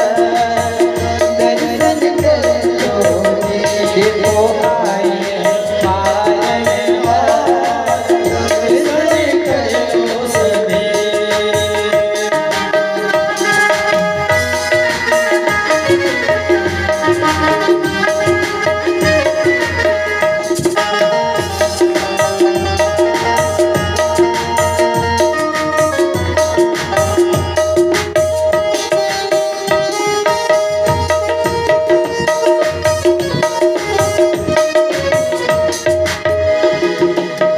राजा बली ने आदर किया, राजा बली ने आदर किया। चरण धोए चरणामी लीना, चरण धोए चरणामी लीना। राजा बली ने आदर किया, चरण धोए चरणामी लीना। ये सब बोले जय जयकार, दर्शन कर लो पावन आए बलि के द्वार। दर्शन कर लो सभी। वो देखो आए हैं पालनहार, दर्शन कर लो देखो आए हैं पालनहार, दर्शन कर लो सभी।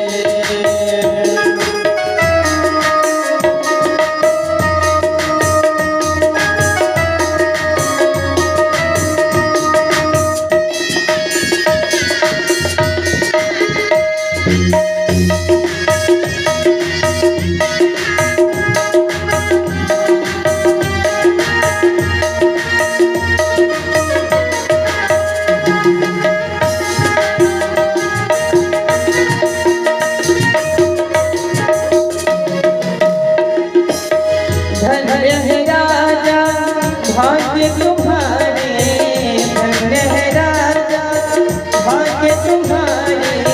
प्रभु जी आए हैं तेरे द्वारे, प्रभु जी आए हैं तेरे द्वारे।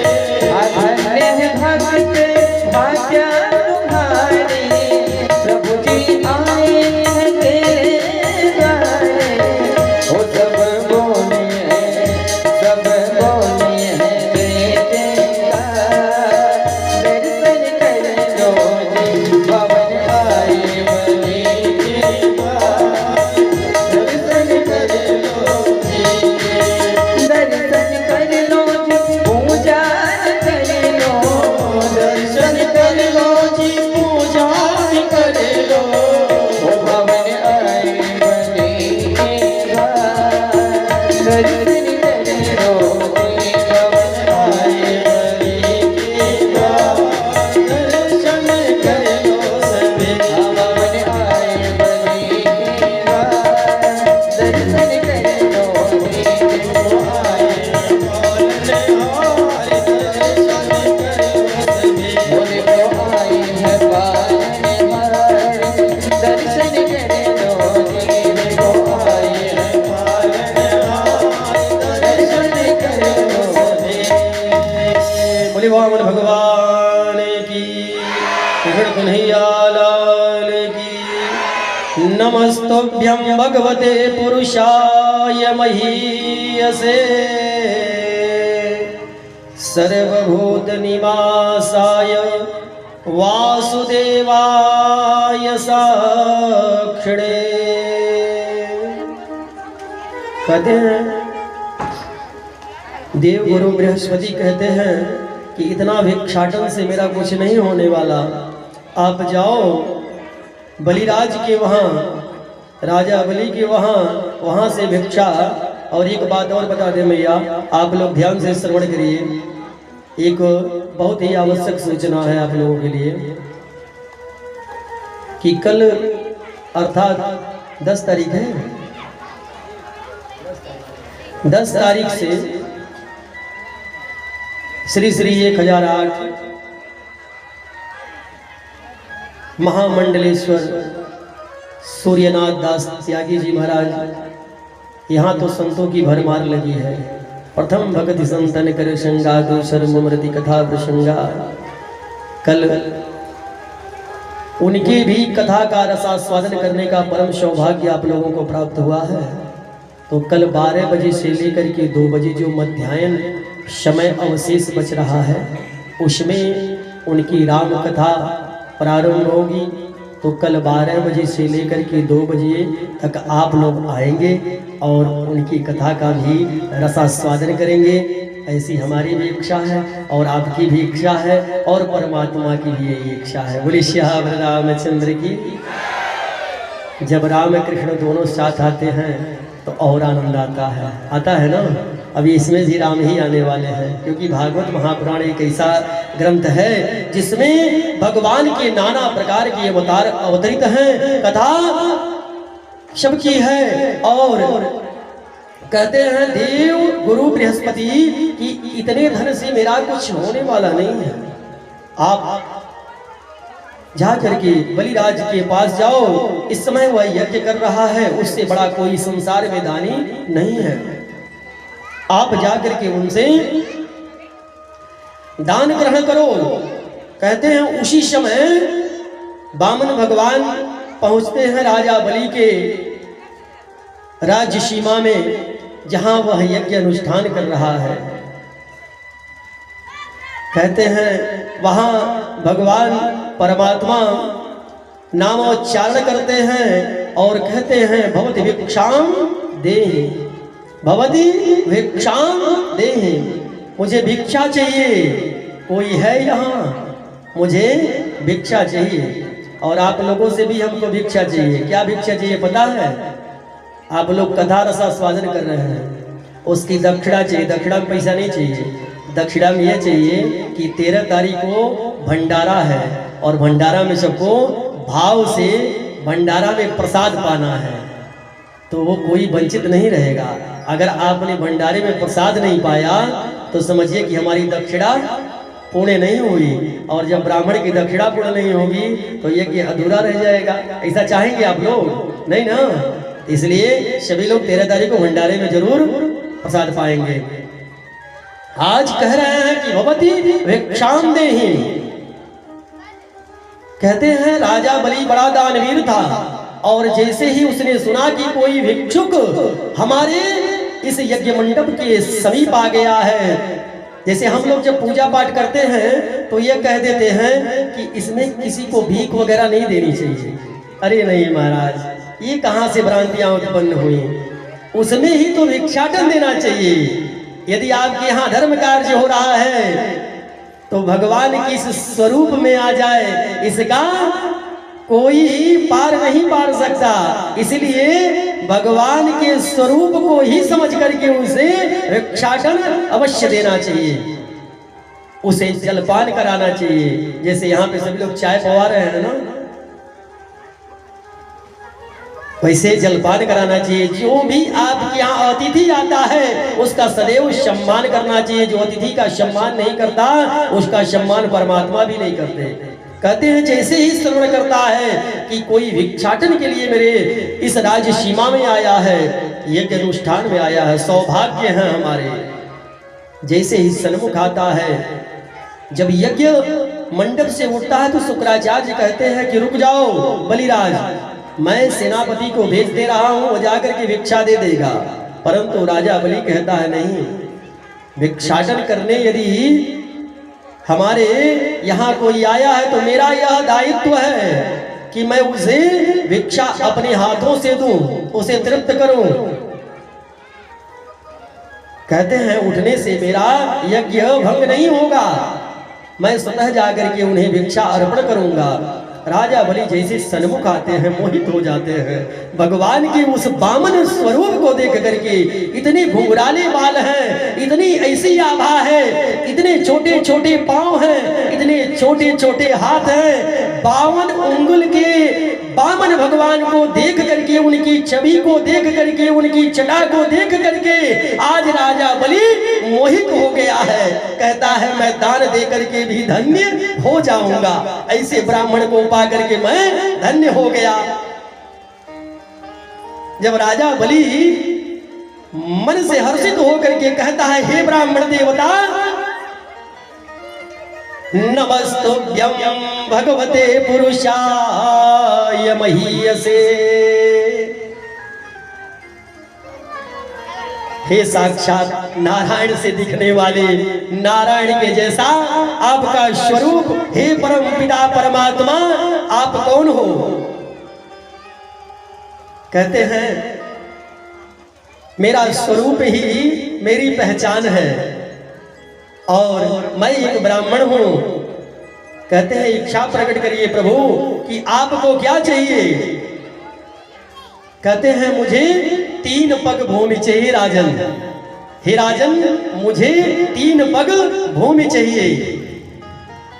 कहते हैं राजा बलि मध्य में आकर के मुस्कुराता है, हंसता है, कहता है हरे प्रभु, हे ब्राह्मण देवता आपने क्या मांग लिया? आप तो हमें लज्जित कर रहे हैं। मैं राजा बलि हूँ, तीनों लोकों का मालिक हूँ, मैं स्वर्गाधिपति हूँ मैं। आप अभी भी आपके सामने समय है, प्रतीक्षा ना करिए, कुछ और मांग लीजिए, 2-4 ग्राम मांग लीजिए, नगर और राज्य मांग लीजिए। ध्यान से सुनिएगा भैया। कहते हैं भगवान वामन कहते हैं अरे राजन मेरी संतुष्टि मात्र, मेरी जो संतुष्टि है वह मात्र 3 पग में है और आप कह रहे हो कि कुछ नगर मांग लूं। नहीं राजन मुझे 3 पग भूमि चाहिए। राजा बलि कहता है महाराज आप मुझे लज्जित कर रहे हो, कुछ और मांग लो, मैं देने में सामर्थ्य रखता हूं। भगवान कहते अरे मूर्ख हो तुम क्या दोगे मुझे? मुझे मेरा संतोष मात्र 3 पग में है। अगर देना चाहते हो तो दो, नहीं देना है तो कह दो कि नहीं दूंगा। मेरा संतोष 3 पग में है। आशायाम परमम दुखम निराशायाम परमम सुखम। मेरा सुख 3 पग में है राजन। तुम्हारा तो संतोष ही नहीं है तुम्हारे पास। तुम तो स्वर्गाधिपति होने के पश्चात भी अभी विश्वजीत यज्ञ कर रहे हो, अभी भी तुम्हारी कामना है कुछ पाने की, तो ये कभी पूर्ण नहीं होने वाला मैया। जो कामना है ना वो कभी पूर्ण नहीं होगी, क्योंकि जितना मनुष्य पाता है उतनी ही उसकी लालसा और तीव्र होती जाती है। जितना मिला है उसी में अपने आप को संतोष रखो, क्योंकि संतोषम परमम सुखम लोभम परमम दुखम। जो लोभ करता है वो दुख को प्राप्त होता है, जो संतोष करता है वह सुख को प्राप्त होता है। राजा बलि को वामन भगवान समझा रहे हैं कि हे बलिराज मेरा संतोष 3 पग भूमि पे है, परंतु तुम्हारा संतोष इतने राज्य को पाने के बाद भी नहीं है। यदि देना चाहते हो 3 पग भूमि दो। कहते हैं ठीक है महाराज, कहां से नाप दूं, कहां की भूमि चाहिए आपको? कहते हैं नहीं राजन मुझे तुम्हारे पग से नहीं, मुझे अपने पग से चाहिए। और हंसता है, कहता है महाराज क्या कह रहे हैं आप? एक तो 52 उंगल के हैं और दूसरे कह रहे हैं कि अपने नापेंगे। 3 पग क्या लेके करेंगे? महाराज अभी भी आपके पास समय है। कहते हैं नहीं राजन आप मुझे 3 पग भूमि दो, वो भी हमारे पग से ही चाहिए। कहते हैं कि राजा बलि जब यह शब्द श्रवण करता है कहता है ठीक है महाराज आप नाप लीजिए। कहते हैं राजन ऐसे नहीं, आपको संकल्पीन सिद्धि, आपको संकल्प लेना पड़ेगा। आप संकल्पित करके मुझे वह भूमि दान करेंगे। उसी समय शुक्राचार्य प्रकट हो जाते हैं। कहते हैं हरे मूर्ख, ये कोई वामन अवतार नहीं है, साक्षात विष्णु के अवतार हैं। ये साक्षात विष्णु हैं, सब कुछ तेरा हर लेंगे। मैया एक बात जानती हो, उस समय बलिराज क्या कहता है? बलिराज कहता है अरे गुरुदेव अगर साक्षात मैं इस लायक हूं कि आज साक्षात नारायण मेरे दरवाजे में भिक्षाटन करने के लिए पहुंच गया है, इसलिए मैं सर्वस्व ने उपचार करने के लिए तैयार बैठा हूं। आज मेरा यह भाग्य है कि आज साक्षात नारायण मेरे पास आया है, वो भी भिक्षा के लिए। ये तो मेरा भाग्य है, मेरा प्रारब्ध है, इसमें आप मुझे रोक नहीं सकते। उन्होंने अपने गुरु का परित्याग कर दिया और गुरु ने श्राप दिया। भगवान तो चाहते थे कि गुरु यदि रुष्ट हो जाएगा तो इसका समस्त नाश हो जाएगा, और क्रोध दिला करके कहते हैं राजा बलि ने कहा कि मैं अपने कर्मों से पीछे नहीं हटूंगा, नहीं तो आने वाला जो काल है, जो समय है, वो हमारे ऊपर हंसेगा। आज साक्षात नारायण यदि सर्वस्व मेरा हर लेता है तो ये मेरे सौभाग्य की बात है। और कहता है महाराज आप जल दीजिए हमको, हम संकल्प लेने के लिए तैयार हैं। उस समय शुक्राचार्य क्रोधित हो जाते हैं, कहते हैं तू जा, श्रेयहीन हो जा, मैं तुझे श्राप देता हूं। भगवान तो यही चाहते थे कि गुरु श्रापित कर दे ताकि राजा बलि का धन हरण कर लूं। ये दोष मुझे, भगवान सबको मारते हैं मैया, परंतु अपने दोषी नहीं बनते। भगवान सब कुछ करता है परंतु अपने दोषी नहीं बनता, वो दोषी है भी नहीं। कहते हैं कि भगवान कहते हैं ठीक है महाराज ये जल लीजिए। कहते हैं गुरु और शिष्य का जो प्रेम है बड़ा अटूट है। गुरु और शिष्य का जो प्रेम है वह बड़ा अटूट है। शुक्राचार्य जी को अभी भी राजा बलि से इतना ही प्रेम है जितना अपने पुत्र से है। कहते हैं इसका सर्वस्व नष्ट हो जाएगा। कहते हैं कमंडलू के छिद्र में जाकर के बैठ जाते हैं, ना तो जल गिरेगा ना ही संकल्प होगा। बिना जल का संकल्प नहीं होता मैया। ब्राह्मण देवता आपके वहां जब संकल्प कराते होंगे तो जल अवश्य देते होंगे, बिना जल का संकल्प नहीं होता। कहते हैं उस छिद्र में कमंडलू के बैठ जाते हैं। भगवान मुस्कुराते हैं और एक कुसा देते हैं, कहते हैं छिद्र में कुछ फंस गया है उसे झाड़ दो। और जैसे ही कुसा से उस छिद्र में कुसा को प्रविष्ट करता है, उसी समय शुक्राचार्य जी की आंखों में आकर के वह कुसा लग जाता है और नेत्रहीन हो जाते हैं। शिष्य के प्रेम में अपनी आंखों को उन्होंने नष्ट कर लिया। शुक्राचार्य कहते हैं जा, तेरा सब कुछ नष्ट हो जाएगा। तूने अपने गुरु का त्याग किया है, अपने गुरु का अपमान किया है। कहते हैं भगवान संकल्प देते हैं और संकल्प लेकर के कहते हैं राजा बलि से कि अब मैं प्रारंभ करता हूँ। एक पग में पृथ्वी को नाप लेते हैं और दूसरे पग में समस्त लोग नाप लेते हैं।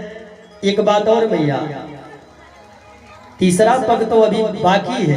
कहते हैं जब राजा बलि से कहते हैं कि यह तीसरा पग कहाँ रखूं, हमने सब कुछ नाप लिया, राजा बलि सर झुका देता है। उस समय उसकी जो कन्या रत्नमाला है वह क्रोधित हो जाती है। रत्नमाला क्रोधित क्यों होती है? कारण क्या था? जब यज्ञशाला में प्रविष्ट हुए वामन भगवान तो उनकी आभा को देख करके, उनकी सुंदरता को देख करके, उनकी सौंदर्य को देख करके रत्नमाला ने मन ही मन संकल्प किया और प्रभु से निवेदन किया कि हे प्रभु, ऐसा मेरा पुत्र होता तो मैं उसे अपना स्तनपान कराती, दुग्धपान कराती। भगवान ने कहा तथास्तु, आपकी कामना पूर्ण हो। परंतु जैसे ही भगवान ने दो पग में समस्त नाप लिया और तीसरे पग को राजा बलि के सर पे रखा, उसी समय रत्नमाला क्रोधित हो गई। ऐसा पुत्र मेरा उत्पन्न होता तो मैं उसे विषपान करा देती। भगवान कहते हैं तथास्तु। वही आकर के पूतना हुई है मैया और भगवान ने अपने वरदान को सत्य किया है, सच किया है। कहते हैं भगवान यदि आप भक्ति, हमने बताया कई प्रकार की होती है। नवधा भक्ति में भगवान ने कहा है कि प्रथम भगत संतन कर संगा, दूसर ममृति कथा प्रसंगा। आज बलिराज भी धन्य हो गया क्योंकि साक्षात नारायण के चरण जिसके लिए ऋषि मुनि आदि तप करते हैं, आज वह अपने उठा करके उसके सर पे रख रहे हैं। कहते उसी समय पाताल में चला जाता है और अपने वचन को पूर्ण करता है और पाताल लोक दे करके उसे विदा करते हैं। भगवान कहते हैं कि उस समय भगवान कहते हैं मैं प्रसन्न हूं राजा बलि से, तुम्हारी इस कर्म से मैं अति प्रसन्न हूं, मांग तू क्या मांगता है? तो कहता है मेरे द्वारपाल बन जाइए, आप मेरे द्वारपाल बन जाइए, जो पाताल है मेरा उसके आप द्वारपाल बन जाइए। भगवान भक्तों के अधीन हैं, द्वारपाल बन जाते हैं। जो रक्षा सूत्र बांधा जाता है भैया नो, रक्षा सूत्र, इसका एक नियम है कि बहन अपने भाई के घर जाकर के रक्षा सूत्र बांधती है, क्योंकि ये प्रारंभ वहीं से हुआ। मैया जगत जननी लक्ष्मी जी राजा बलि के पास जाती हैं और रक्षा सूत्र बांधती हैं और बदले में कहता है कि मैं क्या दूं? तो कहती है मेरा पति मुझे वापस कर दो। राजा बलि भगवान नारायण को छोड़ देता है, परंतु कहते हैं कि बलिराज को भगवान यह आश्वासन अवश्य देते हैं कि आगे चल करके तू ही अगला स्वर्ग का इंद्र होगा। बोलिए वामन भगवान की। कहते हैं भगवान सुखदेव जी महाराज राजा परीक्षित से कि हे राजा परीक्षित, भगवान ऐसे करुणा के सागर हैं, ऐसे करुणामयी हैं कि यहाँ अनादर उन्होंने किसी का नहीं किया, ना तो देवताओं का किया ना ही दैत्यों का किया। कारण क्या है? कहते हैं भगवान कृष्ण जो है 16 कलाओं से व्याप्त है। भगवान ने जो भी अवतार लिया वो कलाओं को उन्होंने समाज में और उस युग में उन्होंने इसलिए व्याप्त किया ताकि आने वाला जो मनुष्य है उसे वह धारण कर सके। कहते हैं भगवान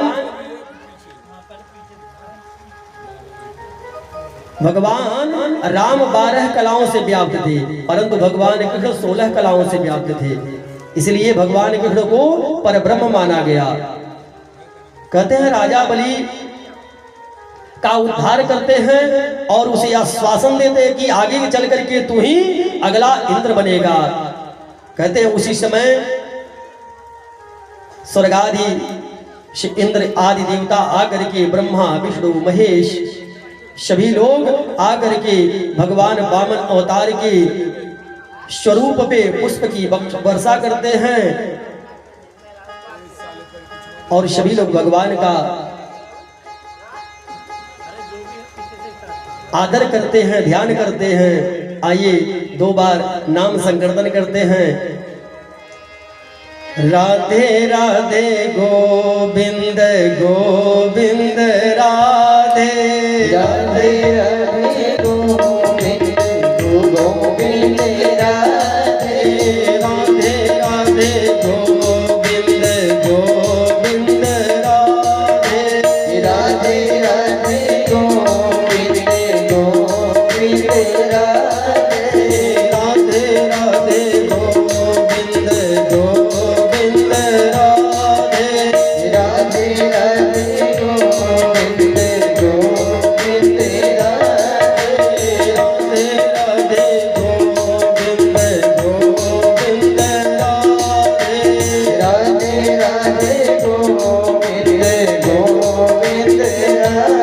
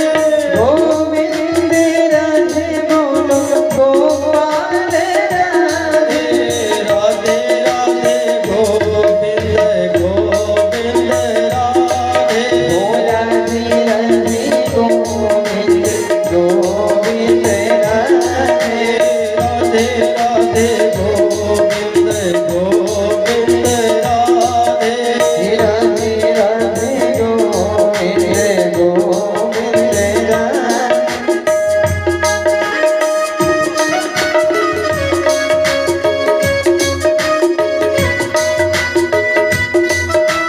बड़े भाव से टिटगड़िया लाल की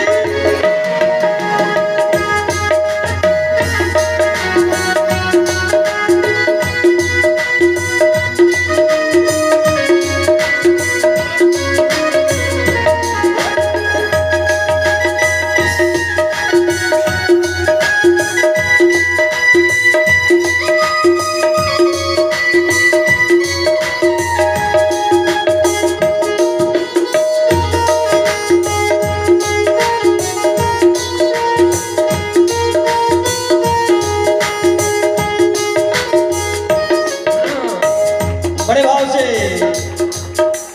गोविंद राधे गोपाल राधे गोविंद राधे गोपाल राधे गोविंद राधे गोपाल राधे गोविंद राधे गोपाल राधे राधे राधे गोविंद गोविंद राधे भोला राधे गोविंद गोविंद राधे राधे राधे गोविंद गोविंद राधे राधे राधे गोविंद गोविंद राधे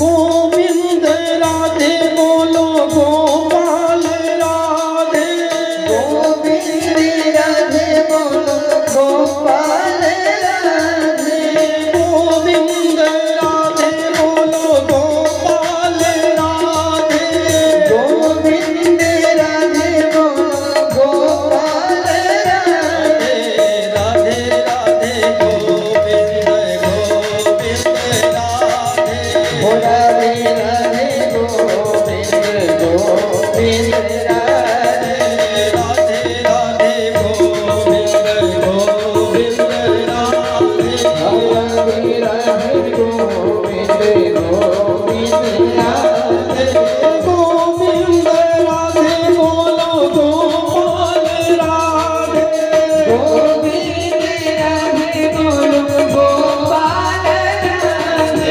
गोविंद राधे बोलो गोपाल राधे गोविंद राधे बोलो गोपाल राधे राधे राधे गोविंद गोविंद राधे भोला राधे गोविंद गोविंद राधे राधे राधे गोविंद गोविंद राधे भोला राधे गोविंद गोविंद